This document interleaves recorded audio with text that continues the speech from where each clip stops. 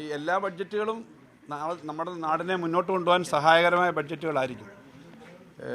നമ്മുടെ എല്ലാ മേഖലയിലെയും ജനങ്ങൾക്ക്, ഏറ്റവും സാധാരണക്കാരായ തൊഴിലാളികൾ, നമ്മുടെ കൊച്ചു കുട്ടികൾ മുതൽ ആബാലവൃദ്ധം നമ്മൾ പറയുന്ന പോലെ പ്രായമുള്ള വയോജനങ്ങൾ ഉൾപ്പെടെ എല്ലാവരുടെയും കാര്യങ്ങൾ അഡ്രസ്സ് ചെയ്യുന്ന കാര്യങ്ങൾ ഉണ്ടാവും. കൂടുതൽ തൊഴിലവസരം ഉണ്ടാവണം. നമ്മുടെ നാട്ടിൽ തന്നെ കൂടുതൽ ആളുകൾ നിൽക്കണം. ലോക സാഹചര്യത്തിൽ ഇന്ന് കുറച്ചുകൂടി നമ്മൾ സ്വന്തം കാലിൽ നിൽക്കാൻ ഇനി ശ്രമിക്കണം. കാരണം ഞാൻ പറയുന്നത് താരിഫ് വാർ, ഇപ്പോൾ യൂറോപ്യൻ യൂണിയനുമായിട്ടുള്ള എഗ്രിമെൻറ്റ്, വിദേശത്ത് ധാരാളം പേരൊക്കെ നമ്മൾ പോകുന്നുണ്ട്. അവരൊക്കെ പോകുമ്പോൾ നമ്മുടെ നാട്ടിലെ എക്കണോമി കൂടി മെച്ചപ്പെടണം. നമ്മൾ ഘട്ടം ഘട്ടമായി ചെയ്തു വന്നിട്ടുള്ള കാര്യങ്ങൾ കൂടുതൽ ശക്തമാക്കണം. കൂടുതൽ നല്ലൊരു കേരളം കെട്ടിപ്പടുക്കാൻ വേണ്ടിയിട്ടുള്ള ശ്രമങ്ങളുണ്ടാവും. ക്ഷേമ പെൻഷന്റെ കാര്യത്തിൽ ഒരു കാര്യത്തിനകത്തും വേറെ ഇപ്പോൾ ഒന്നും പറയാൻ പാടില്ല. കാരണം ഇതിനകത്ത്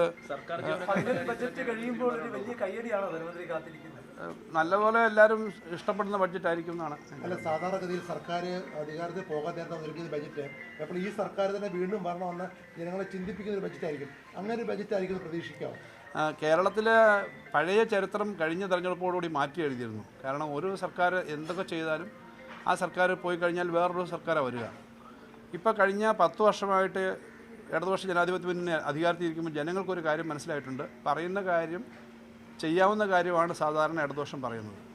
പറയുന്ന കാര്യങ്ങൾ ചെയ്യും. അപ്പോൾ ചെയ്യാവുന്ന കാര്യം പറയും, പറയുന്ന കാര്യങ്ങൾ ചെയ്യും. അത് തുടർച്ചയുണ്ടാവണം. ആ തുടർച്ചയുടെ അടിസ്ഥാനത്തിൽ നല്ല മാറ്റം എല്ലാവർക്കും പ്രകടനത്തിൽ വന്ന് കണ്ടിട്ടുണ്ട്, അനുഭവത്തിലുണ്ട്. അതുകൊണ്ട് തന്നെ സാധാരണ ഒരു തെരഞ്ഞെടുപ്പ് സമയത്ത് പറ്റാത്ത കാര്യങ്ങളെല്ലാം പറയുന്നൊരു ബഡ്ജറ്റല്ല അവതരിപ്പിക്കുന്നത്. വീണ്ടും ഇടതുപക്ഷം അധികാരത്തിൽ വന്നാൽ ചെയ്തു തീർക്കാൻ പറ്റുന്ന, കൂടുതൽ കാര്യങ്ങൾ ചെയ്യാൻ പറ്റുന്ന, പ്രായോഗികമായ അതിനുള്ള സാമ്പത്തിക വശമെല്ലാം കണ്ടിട്ട് അങ്ങനൊരു ബഡ്ജറ്റ് തന്നെയാണ് അവതരിപ്പിക്കുന്നത്. അല്ലാതെ ഒരു സ്വപ്ന ബഡ്ജറ്റ് അല്ല, പ്രായോഗിക ബഡ്ജറ്റാണ്. നല്ല ഗ്രോത്ത് ഉണ്ടാവും. ഏതാ കന്യാസ്ത്രീ പെൻഷൻ, അതുപോലെ തന്നെ വായ്പ എഴുതി തള്ളുന്ന തീരുമാനം, അതടക്കമുള്ള കമ്പൻ പ്രഖ്യാപനങ്ങൾ ഇന്നലത്തെ മന്ത്രിസഭാ യോഗത്തിന് ശേഷം തന്നെ പുറത്തു വന്നിട്ടുണ്ട്. അല്ല, അത് മന്ത്രിസഭ തീരുമാനിച്ചതാണ്. അത് പിന്നെ അത്തരം കാര്യങ്ങൾ നേരത്തെ തന്നെ ഫയലുള്ളതാണ്, ഫയൽ മൂവ്മെന്റിൽ തന്നെ വന്നതാണ്. അത്തരം കാര്യങ്ങൾ ഓൾറെഡി അനൗൺസ് ചെയ്ത് കഴിഞ്ഞല്ലോ. അത്തരം കാര്യങ്ങളിൽ ബജറ്റിൽ ഒരു വലിയ പദ്ധതിയായിട്ട് വരേണ്ടതല്ലേ? ബജറ്റിൽ പ്രഖ്യാപിക്കപ്പെടുന്ന പ്രതീക്ഷ പല കാര്യങ്ങൾ, അതിവേഗ റെയിലൊക്കെ നേരത്തെ സാധാരണ കേന്ദ്ര സർക്കാരാണ് അങ്ങനെ ചെയ്യാറുള്ളത്. ബജറ്റോടെ നിൽക്കുന്നു, ബജറ്റ് പുറത്ത് പ്രഖ്യാപനം. അതെന്താണെന്ന് വെച്ച് കഴിഞ്ഞാൽ അതൊക്കെ വെറും പ്രഖ്യാപനം മാത്രം പോരാ. പ്രഖ്യാപനം എന്ന് പറഞ്ഞാൽ അതിൻ്റെ ഫിനാൻഷ്യൽ ആസ്പെക്റ്റും കാര്യങ്ങൾ ചെയ്യാനും ഒക്കെയുള്ള കാര്യങ്ങൾ തന്നെയാണ്.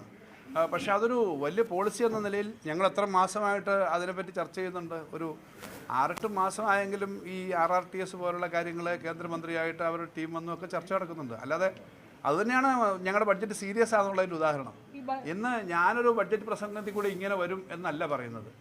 അതിന് നിങ്ങൾക്ക് അതിൻ്റെ പത്രക്കുറിപ്പ് പൂർണ്ണമായി കിട്ടിയിട്ടുണ്ടെങ്കിൽ അത് 4 മേഖലകളുണ്ടാവും. അങ്ങനെ കുറേ സ്കീമുകളുടെ പ്രത്യേകതയൊക്കെ ഉണ്ട്. അതെല്ലാം വർക്ക് ചെയ്ത് അതിൻ്റെ ഫീസിബിലിറ്റി, അതിൻ്റെ സർക്കാർ കൊടുക്കേണ്ട 20%, കേന്ദ്ര ഗവൺമെൻറ് നൽകേണ്ട 20%, ബാക്കി ബോറോയിങ്, അതിൻ്റെ തിരിച്ചടവ്, അങ്ങനെ തുടങ്ങിയ കാര്യങ്ങൾ വർക്ക് ചെയ്തിട്ട് ഇൻ പ്രിൻസിപ്പിൾ ആയുള്ള ഒരു കാര്യത്തിൽ പോകാൻ പറ്റും. അതുപോലെ അത് സാധാരണ നടപടി. അതിനകത്തൊരു സംശയം, ഈ ശ്രീധരൻ പറഞ്ഞ ഹൈസ്പീഡ് റെയിലാണോ നമ്മൾ ഇന്നലെ ക്യാബിനറ്റ് തീരുമാനിച്ചത്? ഇത് രണ്ടാണോ? അല്ല, ഞാൻ പറഞ്ഞല്ലോ, അതിലേക്ക് മാത്രം പോകണ്ട. നമുക്കൊറ്റ കാര്യമുള്ളൂ. ഏത് പേരായാലും കേരളത്തിൽ അങ്ങ് തിരുവനന്തപുരം മുതൽ കാസർഗോഡ് വരെ നിങ്ങൾക്കും എനിക്കും നമ്മുടെ ബാക്കി സഹോദരങ്ങൾക്കും അടുത്ത തലമുറയ്ക്കും വേഗത്തിൽ പോകണം.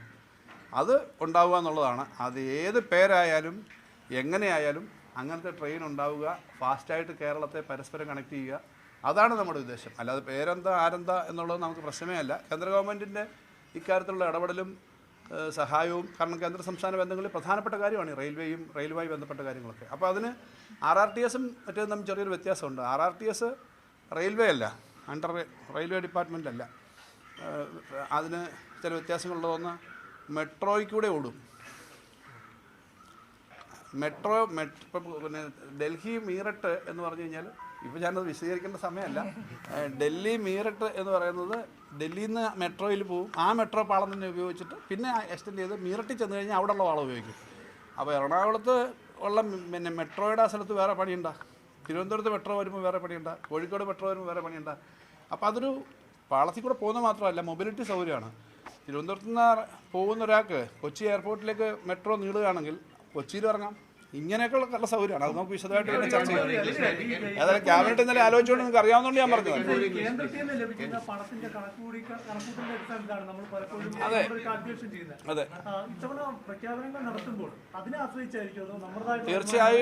തീർച്ചയായിട്ടും നമ്മൾ കേന്ദ്രത്തിൽ നിന്ന് ഓരോ വർഷവും കിട്ടുന്ന എക്സ്പെക്റ്റേഷൻ ഉണ്ട്. ഫിനാൻസ് കമ്മീഷൻ ഉൾപ്പെടെ വരുന്ന ഘട്ടമാണല്ലോ ഇത്. ഫിനാൻസ് കമ്മീഷൻ്റെ അവാർഡ് വരുന്ന ഘട്ടമാണ്. അപ്പോൾ അതെല്ലാം കാൽക്കുലേറ്റ് ചെയ്ത് തന്നെയാണ് ഒരു ബഡ്ജറ്റ് തയ്യാറാക്കുന്നത്. അല്ല, അങ്ങനെ കുറവ് വരിക എന്നുള്ള പ്രതീക്ഷയിലില്ല. കാരണം എന്താ അറിയോ, ഇതുവരെയുള്ള ഇന്ത്യയിലെ ഏറ്റവും വലിയ കുറവ് വന്നത് കഴിഞ്ഞ തവണയാണ്.